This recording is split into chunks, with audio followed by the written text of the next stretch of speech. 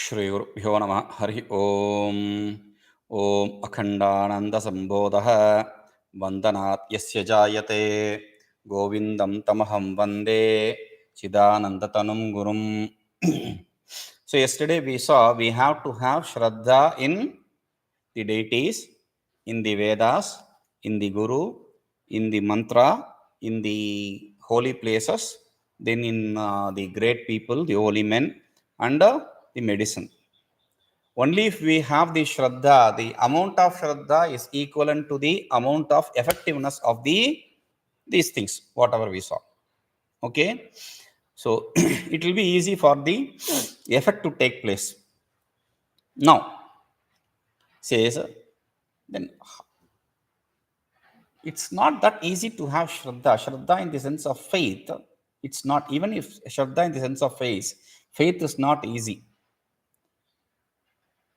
How do we get the shraddha? Even the faith kind of shraddha, the trust kind of shraddha, where do we gain that? It normally takes place only in places where there is, it can be possible like this.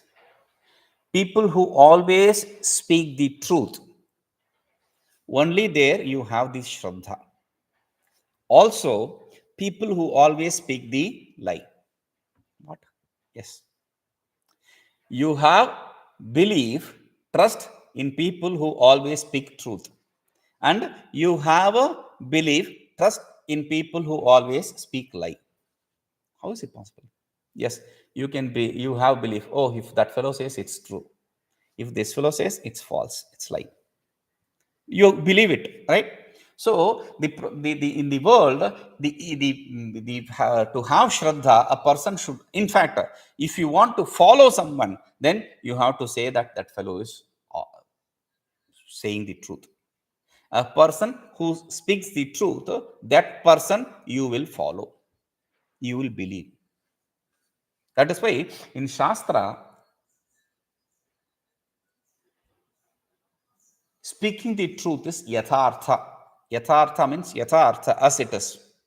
That is what is speaking the truth means. Yathārthavakta, a person who speaks as it is called as apta.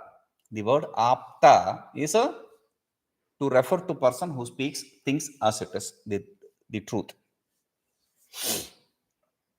So only in that kind of apta we have trust.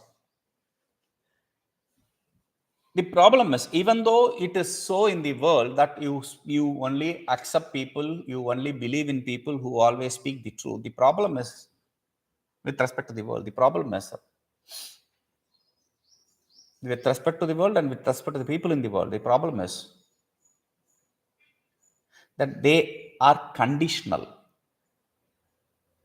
They speak the truth they speak, they are all conditional. That is why scientists, they don't have to say. One day they say it is true, then the other day it is false, third day they say it's true, then fourth day they say false. Why do they say? Like yesterday we saw about coffee. Coffee is good, coffee is bad, coffee is good, coffee is bad. Why? Because they have conditions. The condition is they have expectancy. They expect some multimillionaire to sponsor the research. So they are dependent. If you are dependent, if you are conditioned, if you are expecting something, then your words cannot be always trusted. That is what is happening with the people of the world. They cannot be trusted always because they can speak the lie also. Even the person who always speaks the truth, because of these conditions, expectancy, dependency, they may lie.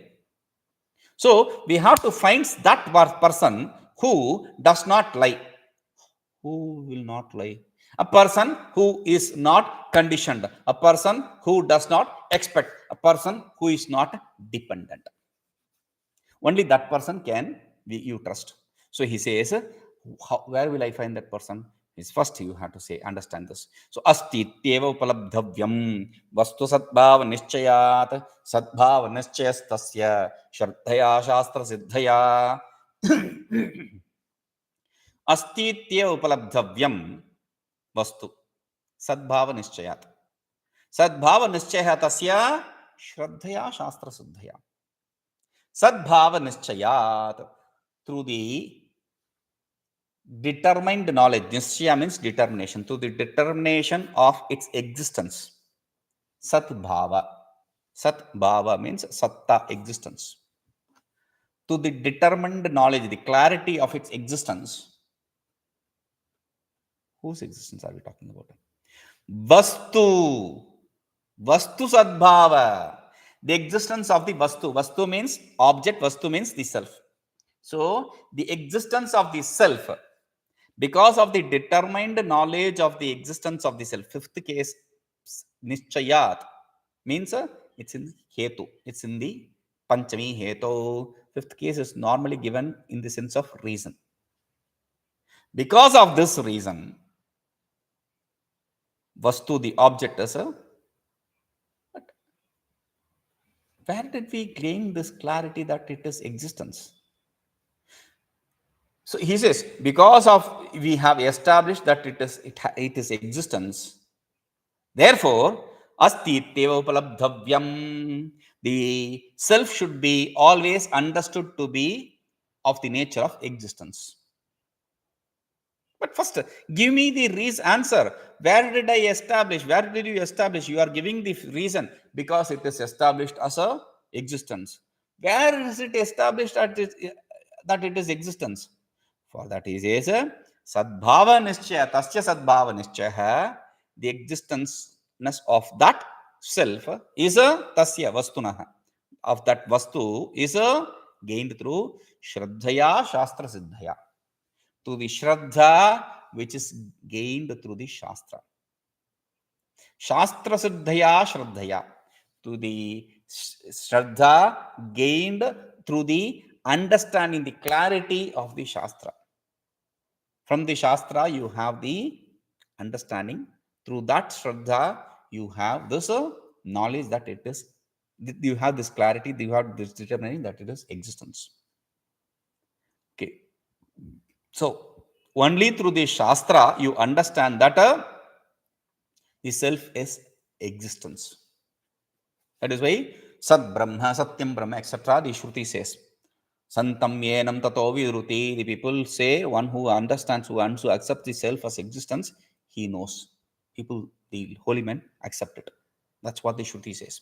So, tasmācchraddhā susampādyā guruvedāntavākyayoḥ mumukṣoḥ śraddhājananakāraṇam phalaṃ sidhyati nānyathā. So, in the world, we have seen that the people who are dependent, expecting something from you, then they cannot be speaking the truth. Therefore, they don't have the eligibility, qualification to be the guru. The problem is, people who claim themselves to be guru, they don't even have the characters, the qualities of being guru. The biggest problem is that they have not studied anything traditional. They don't understand it clearly, but still, they want to be the gurus. All these idiots, they don't have any idea what Vedanta is, but they want to give Vedanta or something, some garbage, calling themselves guru. Now, he says, that is not what it is. But how do I understand who is a guru? So, for that, first we have to understand something else. So, he says, tasmācchraddhā susampādyā guruvedāntavākyayoḥ mumukṣoḥ śraddhājananaśya phalaṃ sidhyati nānyathā. Tasmāt, therefore, śraddhā susampādyā. Śraddhā should be gained clearly. Sushtu sampādyā, nicely, completely, absolutely. In what? Guruvedāntavākyayoḥ, in the statements of Guru and Vedanta. The statements of Guru and Vedanta, you have to have Śraddhā.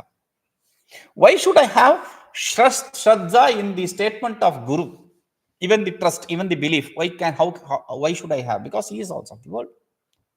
We'll come to that later. But the thing is, Guru is one who is not dependent or expecting anything from you.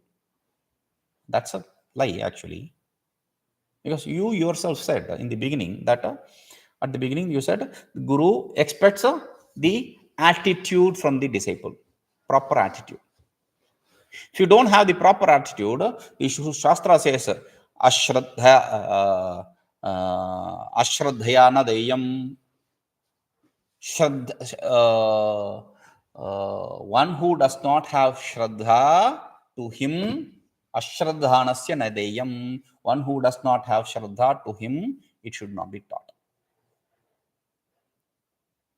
So the attitude is important. So he sees, he also depends, expects something. So that is only for the teaching. Once he sees that, on he tests that, because it is not just the disciple who pariksha lokan, he examines the world and he goes to the Guru. Once he examines the world and goes to the Guru, there are two kinds of examination which is done. Even after that, after examining the world and understanding that it is there is no the self is not an effect to gain through some cause, you go to the Guru. After going to the Guru, after approaching, there are two examinations there. What is that? One, the Guru examines the disciple for the right attitude. He does not give up on him. He just makes him to have that right attitude. Possibly, if maybe this fellow may get the right attitude at some point of other. So he just gives him a leverage. And the Guru examines the disciple examines the Guru also. That also has to be done. We'll come to that later. Okay. Now, guruvedāntavākyayoḥ. In the statements of Guru and Vedanta, mumukṣoḥ, śraddhā susampādyā. Śraddhā should be gained. Why? Because śraddhājananasya mumukṣoḥ. Only for that mumukṣu, one who desires the knowledge, one liberation, only for that kind of mumukṣu, one who has śraddhā, only to him, phalaṃ sidhyati. The result of liberation, moksha, can be gained. Nānyathā, not otherwise. If you don't have śraddhā, you will not trust the words of Guru and Vedanta. If you don't have the trust in Guru and Vedanta, then you will never be able to gain the realization, no matter what. You may be descendant from the sun or whatever, does not really matter. You will never be able to gain the knowledge. So, for that, you have to have śraddhā in the words of Guru and Vedanta. How can I have the śraddhā in Guru and Vedanta?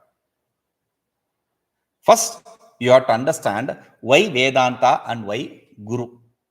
How can I have that? So for that he says, yathārthavāditā puṃsāṃ śraddhājananakāraṇam vedasyeśvaravākyatvādyathārthatve saṃśayaḥ.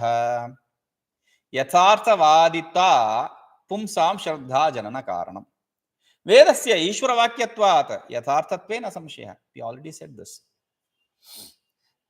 yathārthavāditā puṃsāṃ śraddhājananakāraṇam. The śraddhājananakāraṇam, the reason for one gaining the śraddhā is yathārthavāditā. Puṃsāṃ, for the people generally, is yathārthavāditā, speaking the truth. So if somebody speaks the truth, you trust him. And still, why should I have trust in the Vedanta? Why should I surrender myself to Vedanta? For that it says, vedasyeśvaravākyatvādyathārthatve saṃśayaḥ. Veda is a Ishvaravākya, a statement from Ishvara, God. Therefore, yathārthavāditā saṃśayaḥ, there is no doubt of it being real, true. How do you say that it's word from Ishvara? Tasya nishvasitam yetadrigveda, etc. The statements say. From him, as a breathing, the Rigveda, etc. came into existence. How did he do that? Rigveda, Yajurveda, no, he didn't breathe like that. Then what? See, breathing, you don't do consciously. Meditation, you are asked to do consciously. In pranayama, you are asked to do it consciously. But generally, You don't even realize that you are breathing unless you have difficulty in breathing. So similarly, meaning it is a natural thing. Like it is natural for the fire to produce cold, is it? Heat. So it's natural for the fire to produce heat. Similarly, it is natural for the ice to produce the cold. Similarly, it is natural for Ishvara to bring out the Veda. How is it natural actually? What is Veda? Veda is knowledge. And who is Ishvara? Ishvara is of the nature of knowledge. So it is natural for Ishvara, who is of the nature of knowledge, to give out the knowledge. He does not need to do anything for that. So vedasyeśvaravākyatvādyaṃ, since the Vedas are statements of Ishvara, and since Ishvara is not someone who expects anything or depends upon you, which we have explained very clearly in the beginning itself, in the introduction itself, I explained what Ishvara is, who Ishvara is. So there I have clearly explained. So since Ishvara is one who is not dependent, Ishvara is one who is not expecting anything back, therefore vedasyeśvaravākyatvādyathārthatve. Since from that kind of person, Vedas have come into existence, therefore yathārthavāditā saṃśayaḥ, there is no doubt regarding its truth.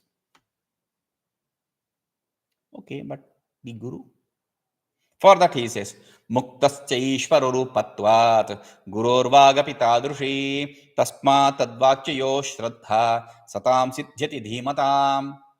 muktasyeśvararūpatvādgurorvāgapi tādṛśī tasmāttadvākyayoḥ śraddhā satāṃ sidhyati dhīmatām.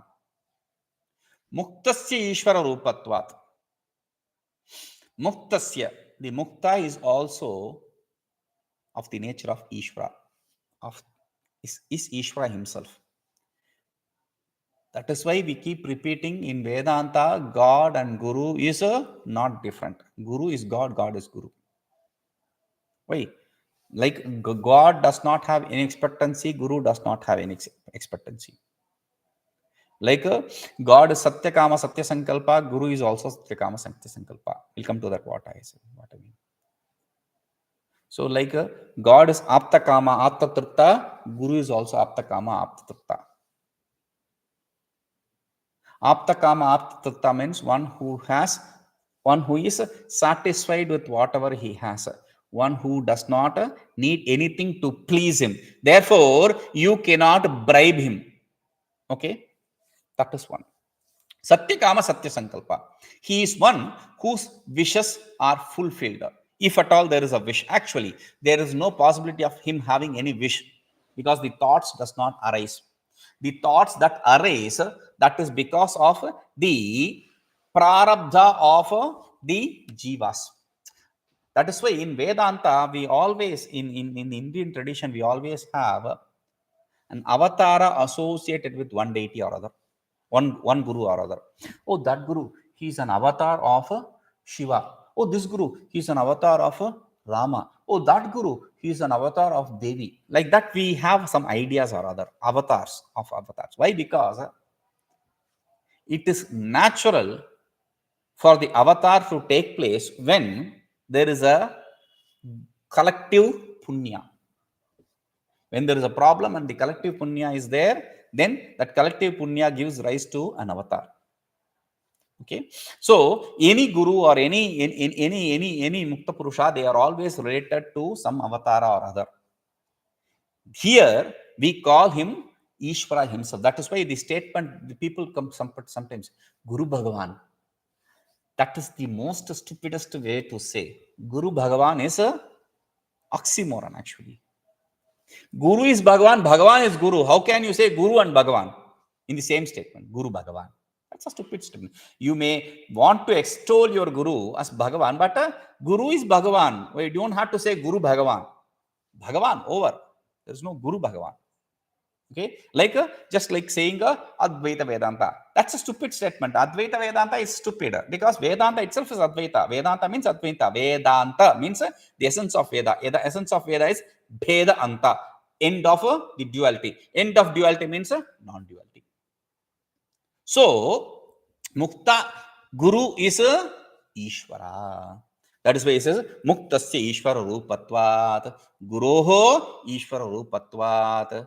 Muktasyeśvaravaākyatvādyathārthavē. Guroho Vāgapi. Like that you can understand. So, like since the Guru is of the nature of Ishvara, Mukta is of the nature of Ishvara, the statements of Guru also tādṛśī are similar to the Vedas.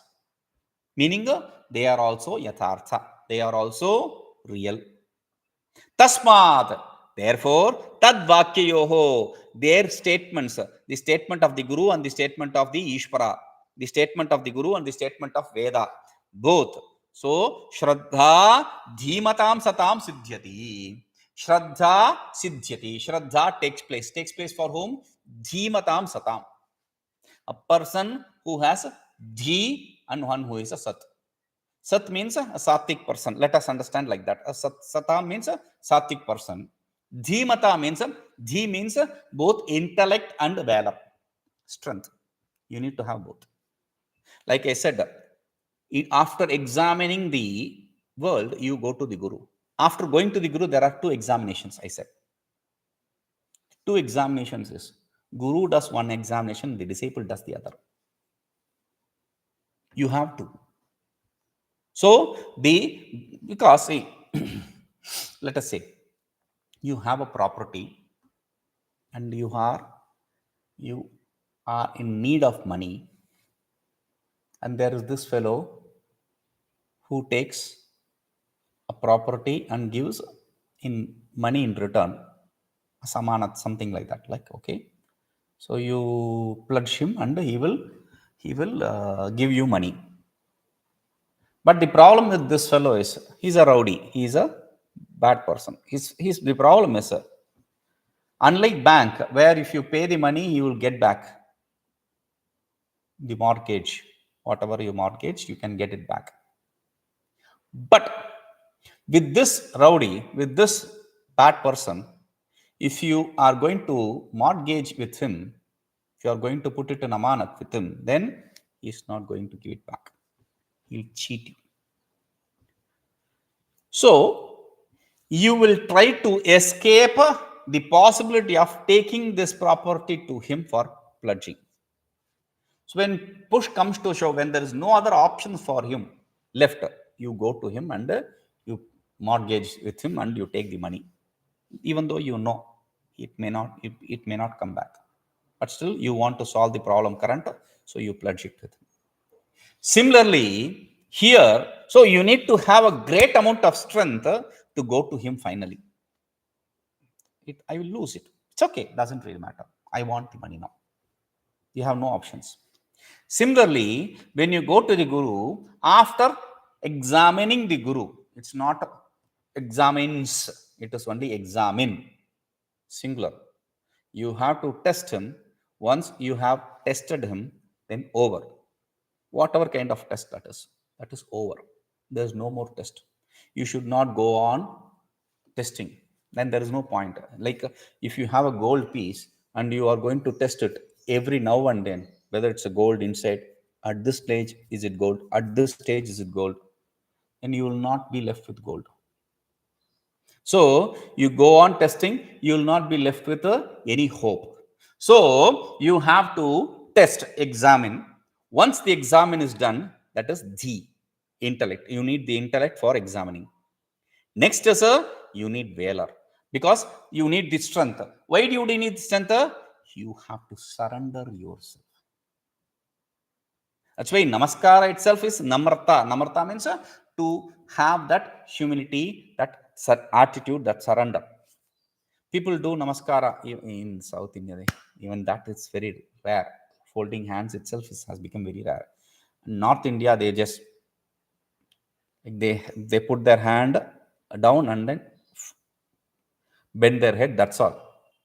The falling flat, etc. Namaskara has gone. So that namaskara itself, the attitude of surrender, it shows the attitude of surrender. You are surrendering your individuality. There is no more I, the individual self. You are surrendering that to Ishvara. So, to surrender that individuality, to surrender, you need a lot of strength. That is why dhīmatām means first it is the intellect for examining. Second, dhīmatām means the strength to surrender. Only for that kind of person who is sattvika, śraddhā sidhyati. The śraddhā is possible. Because he is aptakama. He is already satisfied. You cannot give him anything to satisfy him. He is already, that is why people say, even the doctors and all, doctor or engineer or whatever, or even a lawyer, he say, oh, this cannot happen. We go to the guru and we ask his blessing. How does it happen? The guru says, okay, it will be over. It's okay. It's done. It takes like that. The doctors don't give him any choice. And the guru says, it's over. It's okay. Don't worry. He lives longer. Guru does not bless him to not die. He cannot do himself. So, thing is, they live longer. That's the idea. The point is, even the doctors could not do that. How did the guru do it? It's called as satya sankalpa. Though there is no sankalpa, as already said, there is no sankalpa, there is no thought possible there. The prarabdha of the disciple brings in the thought. It's a kind of a reaction. The thought is not an action, it's kind of reaction. So that blessing saves the disciple. So therefore, he has whatever he needs, whatever is needed actually, whatever he does not need actually anything. So thing is, therefore Guru, as Guru is himself the Ishvara, Guru is not different from Ishvara. Therefore, whatever śraddhā you have in Ishvara, yathā deve tatha guru, that is why he said, as you have the śraddhā in the Ishvara, the same kind of śraddhā you have to have in Guru. Tasyeva kathitā śarthaha prakashante mahatmanaha. The absolute manifests itself only to those kind of people. Shvetashvatara Upanishad says very clearly. We'll see this. Okay. Now, till this, the Shraddha part is over. Now, hereafter, he will talk about the Samadhana. We will see that. Om Purnamadav Purnamidam Purnat Purnamadachyate Purnasya Purnamadaya Purnameva Vashishyate. Om Shanti Shanti Shanti.